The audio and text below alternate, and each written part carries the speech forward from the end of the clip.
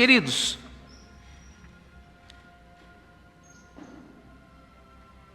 a palavra de Deus também no livro de Oséias, capítulo 4, versículo 6, ela vai nos dizer: o meu povo foi destruído porque lhe faltou o conhecimento, porque lhe faltou a instrução.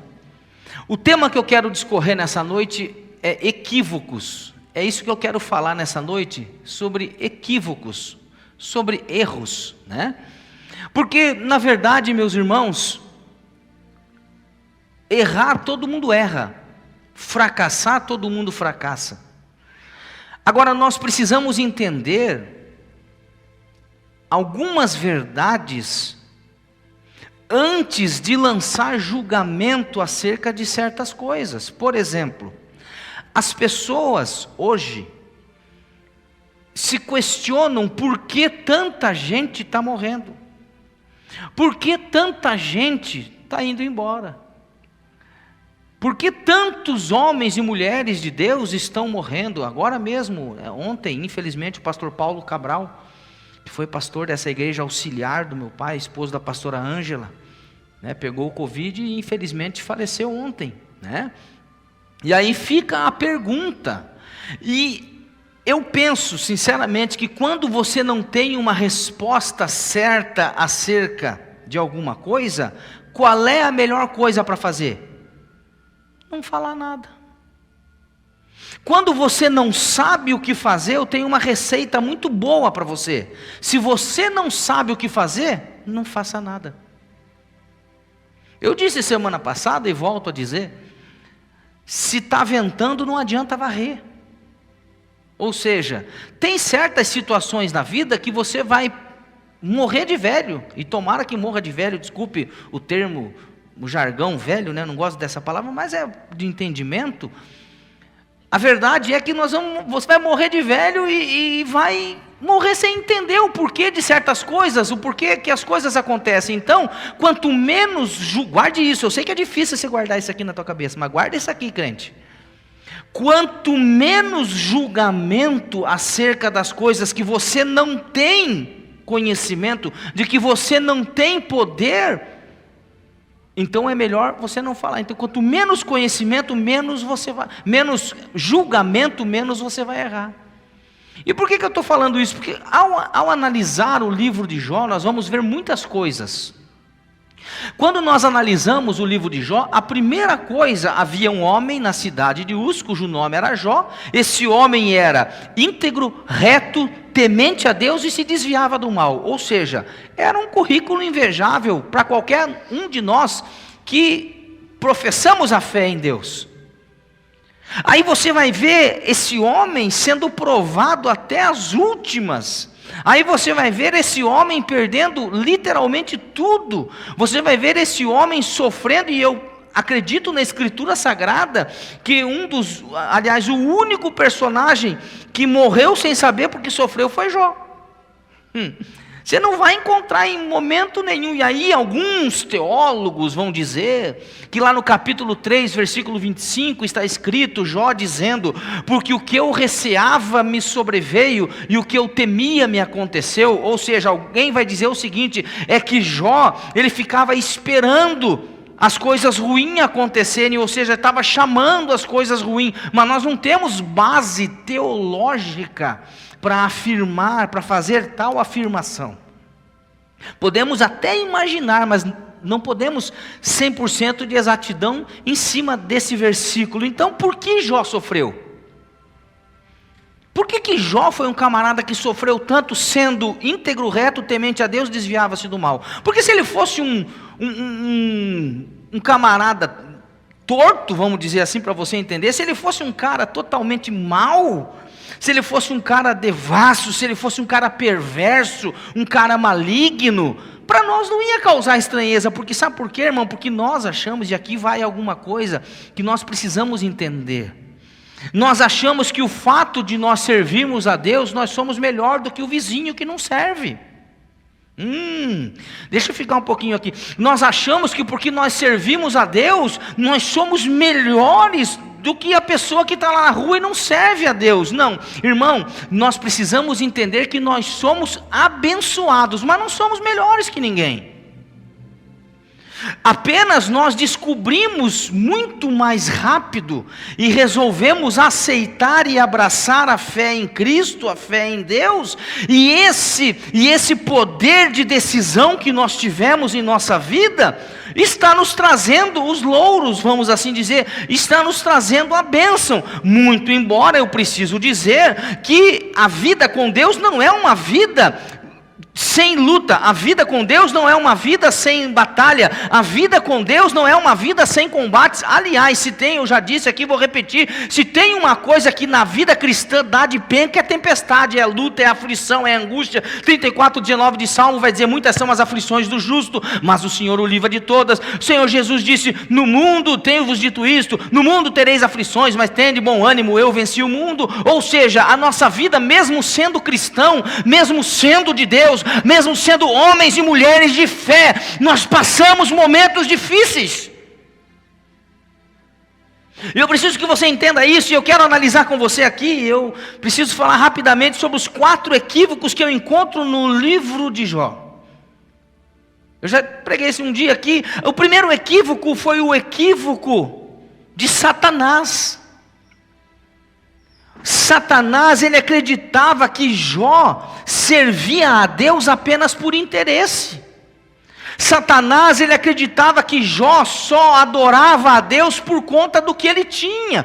Satanás acreditava que Jó adorava a Deus porque era um homem abençoado, porque tinha bens, tinha gados, tinha fazenda, tinha servos, tinha uma família abençoada. Porque Satanás, a verdade é que ele nunca acreditou na possibilidade de alguém servir a Deus por amor. Ele não acredita porque nele não há amor, nele há a maldade. Ele está colocado na mentira, firmado na mentira, porque Satanás, ele não acredita que alguém possa servir a Deus sem a intenção, que alguém possa servir a Deus por interesse, sem interesse. E esse é o nosso caso. Por quê? Porque Satanás cobra tudo.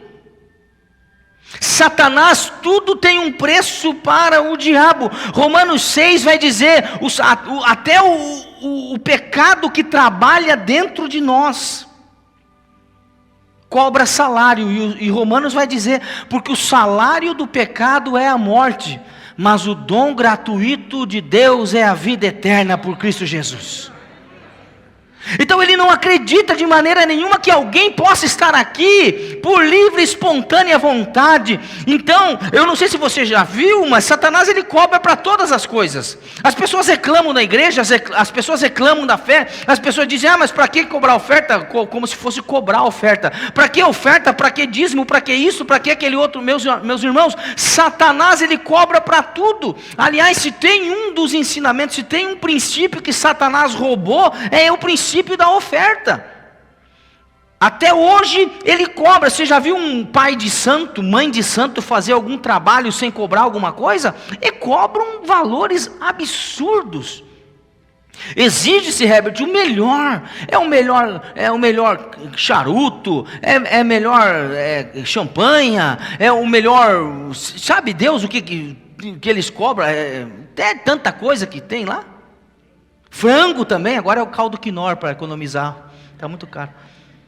Faz qualquer coisa. As oferendas nos cemitérios, nas matas virgens, nas cachoeiras, nas encruzilhadas, tudo aquilo ali tem um preço. E este aqui, olhe para mim, é o grande equívoco do diabo, porque ele pensa que ele pensa que você, ele pensa que nós estamos aqui por obrigação. Ele acha, e eu acredito que Satanás, se tem uma coisa, eu acho que Satanás, ele não sabe ler, porque na Bíblia está dizendo, e é uma coisa que é a risca na minha vida, eu não sei se na tua vida, mas na minha, Salmo 122 é uma verdade: alegrei-me quando me disseram, não é por obrigação que eu estou aqui, alegrei-me quando me disseram, vamos à casa do Senhor, vamos a Equeia, Covile, seja lá onde for. A Bíblia diz: celebrai com júbilo ao Senhor, servir ao Senhor com alegria. Ou seja, nós estamos aqui servindo a Deus não por obrigação, nós estamos aqui servindo a Deus porque nós temos alegria no nosso coração. Eu tenho alegria de servir ao meu Deus. mas ele pensa que nós estamos aqui por obrigação. O grande equívoco do diabo, ele pensa que as nossas orações são motivadas pelo medo. Eu não tenho medo de Deus, assim como eu não preciso ter medo do meu pai, eu tenho respeito. Você não precisa ter medo de Deus, você apenas precisa honrá-lo, adorá-lo, respeitá-lo, então os benefícios virão sobre a tua vida. Mas há muita gente que ainda nos dias de hoje serve a Deus pelo medo, medo de morrer, medo de perder, medo disso, medo de perder o marido, medo de perder a esposa, medo de perder os filhos, porque alguém disse uma vez numa profecia, que na verdade não era uma profecia, aquilo foi uma profetada, irmão. Eu vou lançar uma palavra para te libertar nessa noite. Porque se você não casar com a Joaninha, você vai quebrar a perna. Aí o camarada, varão, vai lá jogar bola e quebrou a perna. E aí, o que acontece? Nós precisamos conhecer mais a esse Deus. Porque Deus tem uma mão pesada. Eu já vi gente dizer, Deus tem uma mão pesada. A hora que Deus pesa a mão sobre aquela pessoa, irmão, Deus não tem mão pesada para colocar nos seus filhos. Às vezes é nós que saímos debaixo da poderosa mão de Deus, mas Ele não pesa, irmão. A mão de Deus abençoa. Deus não tem mão pesada sobre nós. Então Satanás, através do medo, ele tenta semear a dúvida no coração das pessoas. E inclusive Satanás tenta semear a dúvida acerca da bondade de Deus. Onde é que está Deus que não está vendo o que está acontecendo? A pergunta, senhores, a pergunta que não quer calar no dia de hoje: onde está Deus que não está vendo o que está acontecendo com o mundo? No mesmo lugar de sempre.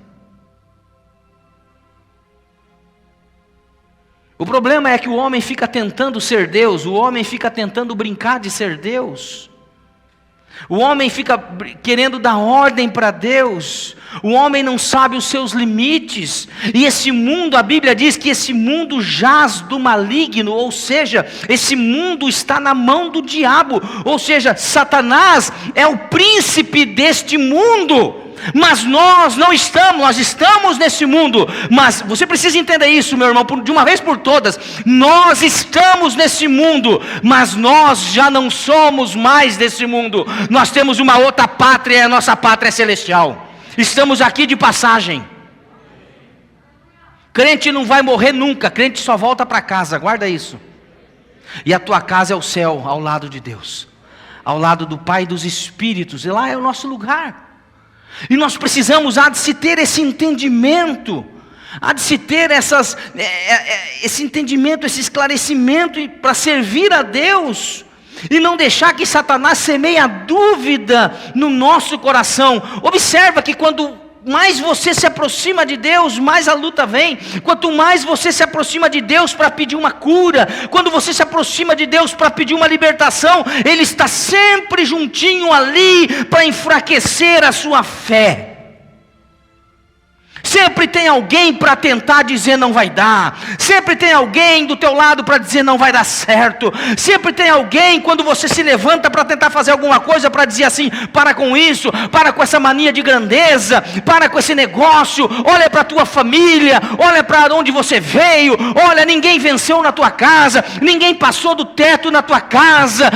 Lá na tua casa foi assim, a tua família é assim, teu marido é assim, teus filhos são assim, o mundo é assim. Mas eu preciso dizer, meu irmão, o mundo pode ser o mesmo, as pessoas podem ser do mesmo jeito, as coisas podem acontecer do mesmo jeito para todos, todo mundo morre, todo mundo fica doente, todo mundo tem prejuízo na vida, mas eu preciso enfatizar que acima de todas essas situações que nos magoam, nos chateiam, nos tiram a paz, está o poder do nosso Senhor Jesus Cristo, está o poder do nosso Deus. E sempre que você guarda isso, sempre que você tentar se levantar, Satanás vai se levantar também, para tentar te derrubar. Sempre que você tentar fazer alguma coisa, esteja certo, Satanás vai se levantar para tentar impedir você de fazer.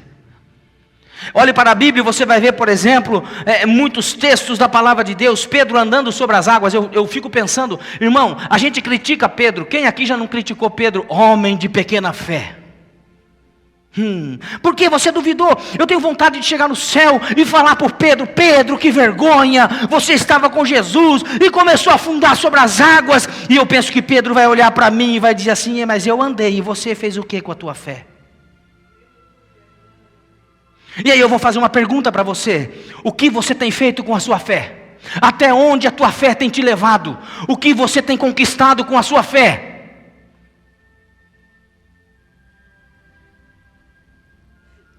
Pedro se deixou enfraquecer pelo medo. Pedro se deixou enfraquecer pelo vento contrário. Pedro se deixou enfraquecer pelas trevas, literalmente pela escuridão, porque eu penso que naquela não tinha holofotes, não tinha nada, apenas um mar revolto, vento. Eu acho que foi sábado passado que eu preguei aqui, ou foi domingo passado, eu não me lembro bem, que eu preguei sobre Pedro andando sobre as águas, e que foi algo extraordinário, foi algo diferente, e o diferente nos assusta. Tudo que é diferente nos assusta, tudo que sai, Rodrigo, do trivial, tudo que sai da caixinha, vamos assim dizer, tudo que está fora daquilo que a nossa religião até mesmo ensina, do que aquilo que a cartilha reza, tudo que está fora disso nos causa estranheza. Mas eu preciso dizer que Deus faz muito mais, além daquilo que você já sabe, além daquilo que você conhece. Deus é poderoso, infinitamente poderoso, para fazer infinitamente mais, além daquilo que você está pedindo ou pensando. Mas sabe o que acontece? O engraçado é que quando Deus vai fazer, você vai ficar abismado e vai até achar que é coisa do diabo, vai até achar que é coisa do acaso, vai até achar: não, esmola demais, o santo desconfia, eu acho que está alguma coisa errada. Meu irmão, esteja certo de uma coisa: seja cheio da presença de Deus essa noite, seja cheio de fé. Se você está pedindo um milagre, esse milagre vai vir. Será que tem alguém para levantar a mão e dizer glória a Deus? Será que tem alguém para fazer alguma coisa aqui? Se você está pedindo um milagre, esteja certo que o milagre vai chegar na tua vida. Mas eu preciso dizer que às vezes esse milagre não vai vir embalado na embalagem que você está esperando. Uau! Vou repetir. Quem sabe o milagre que você está esperando, ele não vai vir numa embalagem que você está esperando. Então fique atento, porque o teu milagre pode chegar de uma hora para outra. Uau! Eu sinto a glória de Deus aqui nesse lugar. Fique atento, porque o teu milagre pode chegar de uma hora para outra. Ainda falando sobre empecilhos, sobre impedimento, olha o caso de Neemias. Neemias ele conseguiu, ele intentou no coração fazer. Eu vou fazer. Mas não faltaram Tobias e Sambalate para fazer a obra parar, levantando situações para que a obra não fosse efetuada. Eu preciso enfatizar que Satanás nesses dias, quem tem ouvidos para ouvir, ouça o que o Espírito está dizendo à igreja nessa noite. Satanás nesses dias tem se levantado como Tobias e Sambalate para tentar impedir a obra que Deus tem para fazer na vida dos seus filhos. A reconstrução das famílias, a reconstrução de um casamento. Então Satanás, ele prefere mostrar o seguinte: olha, abandona essa velhinha de 40, como se 40, minha mulher vai ficar doida. Abandona a de 40 e troca por duas de 20. Porque recomeçar é muito mais difícil do que começar. Começar todo mundo começa, mas é no continuismo que Deus dá a vitória. É quando eu não desisto que Deus me dá vitória. Então eu preciso dizer aqui: não desista da sua vida espiritual, não desista da sua família, não desista do seu casamento, não desista do seu emprego. Ele pode ser uma promoção, ele pode ser uma plataforma para te promover, para te chegar a lugares aonde você deseja, e muito mais, no lugar aonde Deus tem preparado para a tua vida. Aí eu vou pensar de Davi, meu Deus, eu preciso falar rápido. Irmãos, Davi estava no campo, trabalhando, cuidando das ovelhas do seu pai, cuidando de um pouco da parte da sua herança, que talvez ia sobrar alguma coisinha. Ele era o 8º da linha. Ele era o 8º filho de Jessé, o mais novo filho de Jessé. Estava no campo trabalhando. Eu fico pensando que talvez, ele pensou assim, talvez sobre alguma coisinha para mim aí, eu vou cuidar.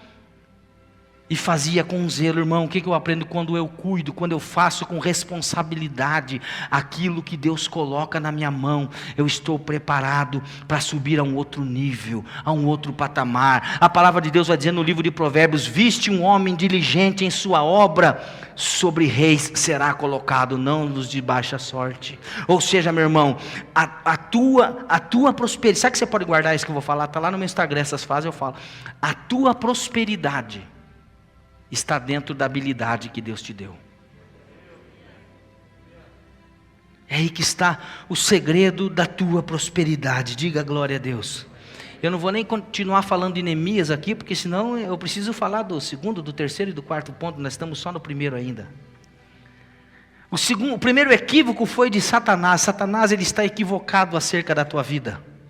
Satanás, ele está equivocado, vou ficar mais um pouco aqui ainda. Ele pode estar equivocado, aliás, pode não, ele está equivocado acerca da tua vida, e ele sabe que está, porque ele lança palavras de mentira, dizendo, você é maldito. Deus diz, você é abençoado. Satanás, ele diz, não, você vai morrer na miséria. E Deus diz, não, você vai prosperar em nome de Jesus. Em nome do meu filho Jesus. Você tem a prosperidade, você é abençoado. Então o equívoco de Satanás, o segundo equívoco foi da esposa do patriarca Jó. Ela pensava que Jó estava centrado nos bens. Guarde isso, a esposa de Jó pensava que a sua fé em Deus estava centrada nos bens e na saúde que ele possuía, ou seja, as suas propriedades que não eram poucas, os seus animais, os seus servos, ou até mesmo os filhos e as filhas que ele tinha. Ou seja, pensa num homem abençoado. Esse era Jó. E a mulher de Jó se equivocou, porque ela pensou que a fé de Jó estava baseada, escorada nessas coisas.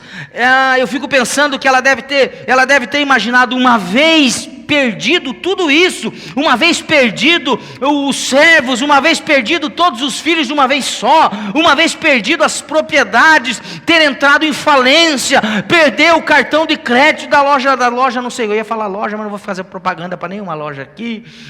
Perdeu o cartão de crédito, não sei da onde, perdeu linhas de crédito no banco. E aí eu fico pensando, se perdeu tudo, não tem mais necessidade de servir a Deus. E esse é o engano na vida de muitas pessoas, e quem sabe muitos que estão aqui servem a Deus só pelo que Ele pode dar. Porque se Deus permitir, ou se acontecer alguma coisa que venha contra aquilo que você acredita, aquilo que você prega, alguma luta que venha sobre a tua vida, que a Bíblia afirma que a luta virá, você pode desistir da fé.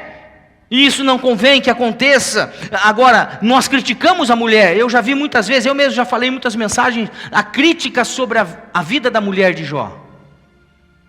Mas a verdade é, meus irmãos, que para uma mulher que perde, eu até acredito sinceramente que perder o cartão de crédito já é difícil para uma mulher, sim ou não? Eu não estou sentindo muita firmeza. As irmãs estão aí, digam amém. Perder o cartão de crédito para as irmãs já não é muita coisa, pouca coisa. Perder a serva já deve ser uma coisa terrível. Perder a diarista não deve ser fácil, né? Ter que agora trabalhar, limpar a casa e fazer isso e papapá. Agora, perder os filhos, aí já é demais. Quantas irmãs têm filhos aqui? Levante a mão. Daí já é demais. Então, olhe para mim, eu preciso desmistificar isso aqui. A mulher de Jó, de certa forma, ela não tinha o entendimento, a fé de Jó. Ela na verdade não era uma cristã, não era crente. Cristã não, ela não era crente, não acredita, não demonstrou sinceramente, ela demonstrou um desprezo sobre a fé do marido. Mas eu não posso também aqui simplesmente a tirar pedras na mulher de Jó, sem dizer que não foi fácil perder todos os filhos de uma vez só. Então nós precisamos entender que muitas pessoas ainda hoje estão vivendo esse equívoco, muitos se afastam de Deus por causa das perdas que sofrem. E meu irmão, se tem uma coisa que tem que acontecer, é correr para Deus quando a gente perde alguma coisa, porque só Deus tem o poder de restituir. Vou repetir para ver se você entende, se entra isso nessa cabeça difícil aí, cabeça dura. Meu irmão, só Deus tem poder de restituir na tua vida. Mesmo vivendo ao lado do Jó, vendo a integridade desse homem, vendo a fidelidade desse homem a Deus, ela não conseguiu ter um discernimento espiritual. Ela não conseguiu compreender, a exemplo de muitas pessoas que têm a sua fé muito rasa. O problema da igreja, queridos, a igreja que milita hoje, é que a fé dessas pessoas é uma fé muito rasa, porque elas não mergulham na Bíblia. Elas não leem a Bíblia, elas não oram, mal e mal oram dentro da igreja, não buscam a Deus de fato, não tem um culto devocional, um tempo, uma vez na semana que seja na família, não reúne os filhos para orar. E isso é um grande erro, e aí nós não temos vida espiritual, e aí nós não temos discernimento espiritual, para no momento da luta, conseguimos passar. Então uma lição muito importante para nós, é que nós não podemos nos equivocar pensando que a verdadeira felicidade está nos bens que nos cercam. Irmãos, é bom, carro é bom, casa é bom, dinheiro no bolso é bom, ir no shopping passear, fazer uma comprinha, isso tudo é legítimo, gente, não tem nada de errado, não vamos falar que pregar voto de pobreza, não. Isso é vida alegre, vida abundante. Quando você compra um tênis novo, você sai todo faceiro, cheio. Eu me lembro quando eu era piazão, comprava um tênis novo, saía cheio do grau. A gurizada de hoje nem sabe o que é cheio do grau, só nós que sabemos, mais antigão vai saber. Né, pastor Alcione? Comprava aqueles Lecheval, aqueles M2000, aqueles que tinham a língua que vinha aqui em cima, se servia de caneleira já. Parecia um tênis da astronauta. Né, pastor Daniel? Quantas vezes nós gastamos um quichute jogando, botava um quichute e ficava lá em cima, igual as irmãs de tamanco, né? Aqueles quichutes tinham uns negócios. Como é bom! A irmã vai no salão, ó, as irmãs agora até animou, agora fala, agora a mensagem é comigo, estou sentindo Deus falar, olha aí. Tem alguma que já falou, esforça, Senhor, o teu servo. Faz ali uma chapinha, uma marroquina, pentecostal, faz a unha, deixa a unha em gel, para arranhar o marido. Não é para arranhar na boa, não é para brigar não, irmão. Como é bom, irmãos, quando você compra um carro novo, entra no carro, a fiarada, eu fico pensando no Herbert, com aquela turma, aquele time de futebol, tem que comprar você tem que comprar como é que chama, um furgão, tem dois, agora, né, os outros já estão grandes, mas quando era tudo mais ou menos, meu irmão que luta, hein, eu tenho 3 lá em casa, não é fácil, porque às vezes a sogra vem de reboque, irmão, daí é terrível. Para a sogra, eu falo, sogra, não cabe, só tem 3 lugares atrás e tem a cadeirinha, mas ela dá um jeito e entra, irmão, você acredita, irmão? Olha que luta, você acha que só você passa luta, irmão? Então olha a minha luta. Tá, mas vamos para a palavra, vamos de volta para a palavra. Como é bom, querido, quando Deus nos abençoa, porque esse é o prazer do nosso Deus, diga glória a Deus. Mas nós precisamos entender que a nossa verdadeira felicidade não está, porque cantar, Mary, eu cantei domingo, acho que foi terça que eu cantei aqui também, quero te adorar, ainda que a figueira não floresça, quero me alegrar, mesmo se o dinheiro me... O quê? Quero me alegrar se o dinheiro faltar? Cantar é fácil, meus irmãos, mas na hora é difícil. Vamos combinar, irmão, que é difícil, sim ou não? Então nós precisamos lembrar das palavras de Jesus e guardar no nosso coração. A palavra de Jesus diz assim, Lucas 12, capítulo 49. Aliás, deixa eu achar aqui, 12, 15. Então lhes recomendou, tende cuidado e guardai-vos de toda e qualquer avareza. Porque a vida de um homem não consiste na abundância dos bens que ele possui. Diga amém. Será que nós estamos prontos para afirmar o que o apóstolo Paulo dizia? Para mim, o viver é Cristo e o morrer é lucro. Olhe para mim e redobre sua atenção. Será que nós, queridos, na nossa fé, estamos prontos para afirmar isso? Terceiro ponto, porque o tempo já foi embora. Eu queria encerrar o culto 9 horas. O terceiro equívoco foi dos amigos de Jó. Aliás, vale dizer, muito amigos. Eles pensavam que o sofrimento de Jó era consequência dos seus pecados. Está aparecendo um monte de gente que está na tua vida, que quando acontece alguma coisa errada, fala, é o pecado. É porque deve ter alguma coisa de errado. Irmão, tem horas que dá vontade de dizer para algumas figurinhas, querido, se não for para ajudar, não atrapalha, pelo amor de Deus. Está falando e deixa ele falar. Porque ao invés de ajudar, só acaba piorando as coisas, é verdade ou não é?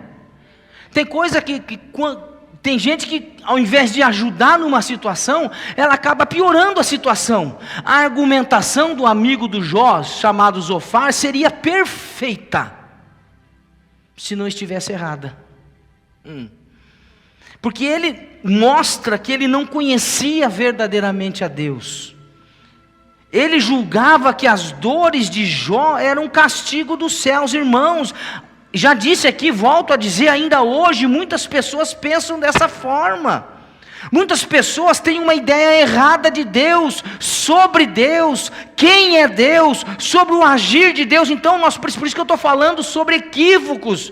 Irmãos, eu até cortei a introdução da mensagem para dar tempo de falar. Por isso nós não podemos errar, por isso nós precisamos conhecer as Escrituras. Porque a Bíblia diz, errai por não conhecer as Escrituras e nem o poder de Deus. Ou seja, se tem uma coisa que nós como filhos precisamos, é conhecer a Deus, é conhecer a Escritura de Deus, é conhecer o agir de Deus, a maneira de Deus agir, quem é Deus, quais são os atributos de Deus. Porque quando nós conhecemos a Deus de fato, certamente, irmão, nós vamos errar menos. Qualquer coisa de ruim que acontece é Deus punindo. Qualquer coisa de ruim que acontece é Deus castigando. E Deus não deseja que as coisas aconteçam dessa forma. Deus não tem prazer que as coisas aconteçam dessa forma. Deus, guarda isso, Ele nos visita com curas e não com doenças. Deus, Ele nos visita com prosperidade, não com miséria. Deus, Ele nos visita com libertação e não com opressão. Deus, Ele nos visita com vitória e não com derrota, irmão. Então, eu espero sinceramente que ninguém saia daqui equivocado nessa noite. Porque só Deus tem poder para nos ajudar. Só Deus tem poder para nos abençoar. E em quarto lugar, para a gente ir rápido aqui, irmão. O quarto equívoco foi do próprio Jó. O próprio Jó se equivocou. Porque a palavra de Deus vai dizer no versículo 5 do capítulo 42, Jó vai dizer assim: antes eu te conhecia de ouvir falar, mas agora de contigo andar. Essas palavras, quando eu observo um texto como esse, não parece contradizer tudo que nós vimos no primeiro capítulo do livro? Sim ou não? Porque a Bíblia diz assim, moralmente perfeito, era justo, íntegro, temente a Deus, se desviava do mal, ou seja, crente mesmo. Mas ele afirma, antes eu te conhecia, de ouvir falar, mas agora de contigo andar. O que eu aprendo, irmão? Por mais que nós não gostamos, mas as experiências, as experiências, sejam boas ou ruins, as lutas, eu quero dizer, as adversidades, elas nos aproximam mais de Deus. E quer que eu diga? As adversidades, elas nos fazem conhecer mais a Deus. Sabe que você pode guardar isso no seu espírito? As lutas fazem você conhecer atributos que Deus antes não se manifestava na sua vida. Às vezes você tem uma luta que você fala, meu Deus, e agora? Deus entra com a providência, você fala, esse é meu Deus, esse é o poder do meu Deus. É só Deus que pode fazer. Então, nós precisamos conhecer a Deus de fato, irmão. Se tempo eu tivesse para falar, que eu ia falar do menino, né, Samuel no templo. Samuel está deitado, cumpriu as suas obrigações. O sacerdote está deitado e Deus chama. E ele não conhecia a voz de Deus, mesmo trabalhando na igreja, mesmo fazendo a entrada e a saída dos irmãos do templo, mesmo sendo uma pessoa do convívio da igreja, mesmo sendo uma pessoa que nós entendemos ser uma pessoa do ministério da igreja. Esse camarada, a Bíblia vai dizer que ele não conhecia a voz de Deus ainda, porque a voz de Deus se manifestou, Samuel, e ele vai até o sacerdote e diz, me chamou, sacerdote? Não, menino, volta a dormir, não te chamei. Ou seja, ele não conhecia a voz de Deus. E olhe para mim, há um perigo muito grande e é um alerta para nós como igreja, porque muitas vezes nós podemos estar dentro da igreja, sem ser igreja. Uau! Nós podemos estar até servindo a Deus, fazendo as coisas de Deus, porém sem conhecer a Deus. Vou dar um exemplo muito grotesco, mas que ilustra muito bem esse pensamento, essa linha de pensamento, essa vertente. É igual quem trabalha numa grande multinacional. Você pode trabalhar 10, 15, 20 anos sem nunca passar pela mesa do seu chefe, do dono da empresa, literalmente. Você conhece o gerente, você conhece o patrão, você conhece esse, você conhece aquele que dá ordem, o administrador, mas quem é o dono da empresa? Vai, às vezes, passar a vida sem conhecer. E esse é o grande erro na vida de muitos cristãos. Eles até estão dentro da igreja, eles até cantam as músicas que falam sobre Deus, sobre quem é Deus, sobre quem é Jesus. Eles cantam, eles falam, eles leem uma Bíblia que fala quem é Deus, quem é Jesus, mas eles não conhecem a Deus de fato. Então, o desejo do meu coração nessa noite, para encerrar aqui, é que você possa sair daqui cheio da presença do Espírito Santo. Que você possa conhecer, sigamos e prossigamos em conhecer a Deus. Que você não fique, olhe para mim, não fique equivocado a respeito da tua fé.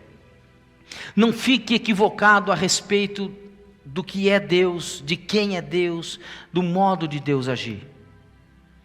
E que você possa sair daqui nessa noite guardando essa palavra no teu coração.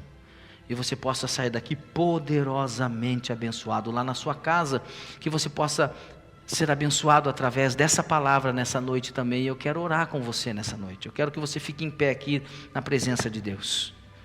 Eu quero orar por você nessa noite, pedindo que Deus nos dê força, assim como esse homem da Bíblia. Nós aprendemos com a sua fé, nós aprendemos com a sua vida cristã, vamos dizer assim, né?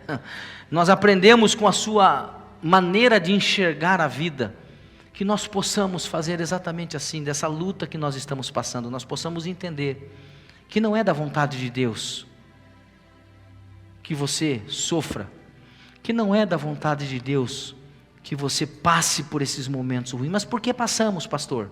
Por vários fatores que nós poderíamos elencar aqui. Por que eu passo a doença, pastor? Porque a doença está aí no mundo. O vírus está aí no mundo. Quem pode aqui dizer que está livre de pegar esse mal? Eu mesmo já peguei. Aonde? Não sei, não tenho nem ideia. Quem pode estar livre de alguma doença, de alguma enfermidade? Às vezes, vem de uma forma sem avisar. Às vezes é uma coisa que a gente sabe que vai vir. Por exemplo, a pessoa que insiste em ficar fumando a vida toda, ela certamente vai ter problema de pulmão. Se for tirar uma xerox do pulmão, vai estar, mas vai estar escuro, que é uma coisa doida. Pessoa que igual, perdão irmãos, perdão, mas é a pessoa que é igual cobra de laboratório. Quem conhece cobra de laboratório? Vive no álcool, só no álcool.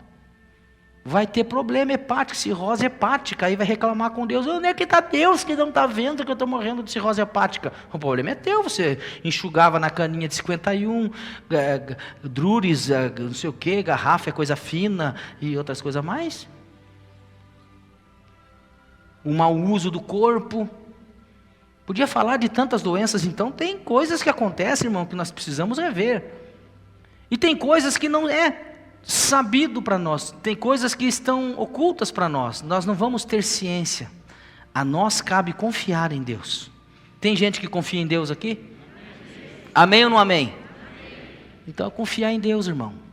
É confiar em Deus, é continuar acreditando na palavra de Deus, é continuar se cuidando, gente. Sim, temos que nos cuidar, temos que colocar essa máscara aí, passar o gel, passar um certo distanciamento. Tem que cuidar, gente, até a coisa melhorar, até a coisa passar. E mesmo depois que passar, eu acho que tem que continuar se cuidando muito ainda, mais ainda. Então que Deus te abençoe. Eu quero orar aqui, né? Vamos orar, gente. Pai, em nome de Jesus, eu quero colocar em oração agora tantas vidas, Pai, tantas pessoas.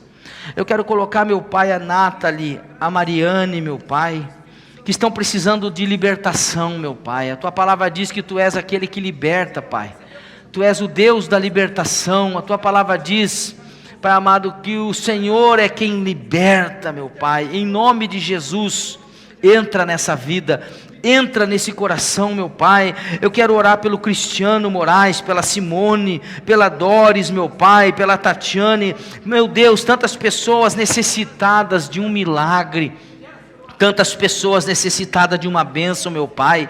Em nome de Jesus eu oro por aqueles que estão nessa noite aqui na Tua casa. Eu oro, Pai, pela pastora Maria Ângela Cabral, meu Pai, que está passando esse momento difícil na sua casa, na sua vida, em sua família. Entra com providência, bondoso Deus, na vida da Tua filha. Faz o milagre, Pai amado, aquilo que nós não podemos fazer, Pai. O milagre, Pai amado, de consolar, meu Pai amado, o aflito, que o Senhor esteja fazendo agora em nome de Jesus.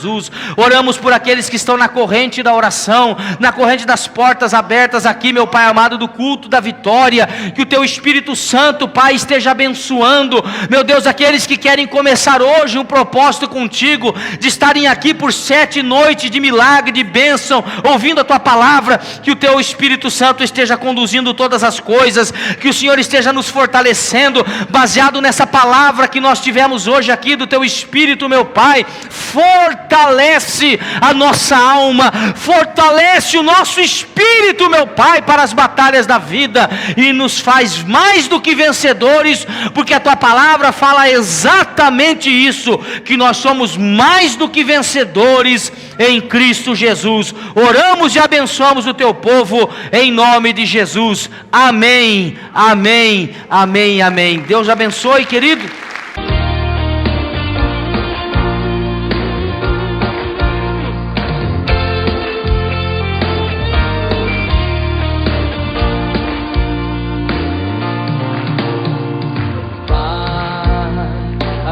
Engrandece ao Senhor, meu espírito se alegra em Ti, meu Deus. Tua presença em minha vida é o que mais quero. Pai, tenho muita gratidão em ser Teu filho. Eu Te louvarei por tudo o que fazes, mas Te adoro por aquilo que Tu és. A minha sede, Tu és o pão que mata a minha fome, és a palavra revelada que sustenta a minha vida todo dia. Tu és o fogo que aquece a minha alma, Tu és a paz